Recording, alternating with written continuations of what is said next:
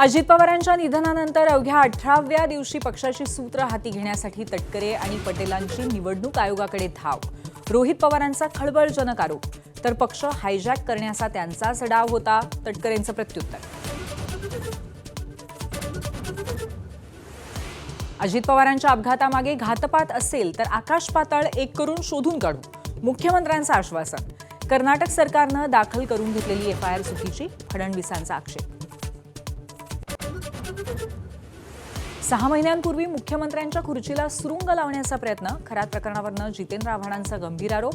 तर जादू टोण्यानं सर्व काही झालं असतं तर खरात ट्रम्प यांचा सल्लागार असता, मुख्यमंत्र्यांचं अंधश्रद्धेवर भाष्य.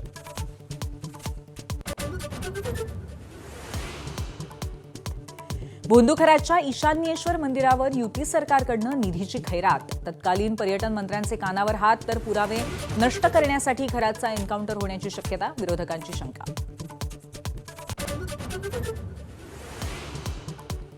साताऱ्यातल्या पोलीस अधीक्षक तुषार दोशींच्या निलंबनाचे आदेश राम शिंदेंकडनं मागे.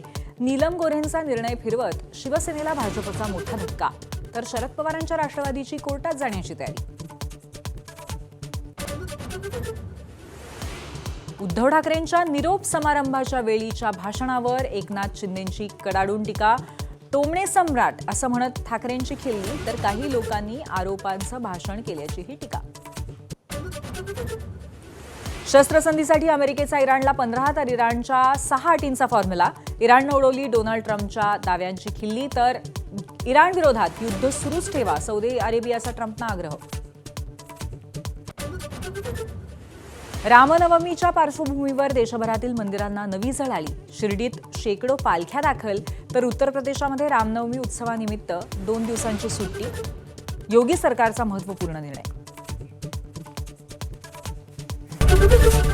एबीपी माझा, उघडा डोळे बघा नीट.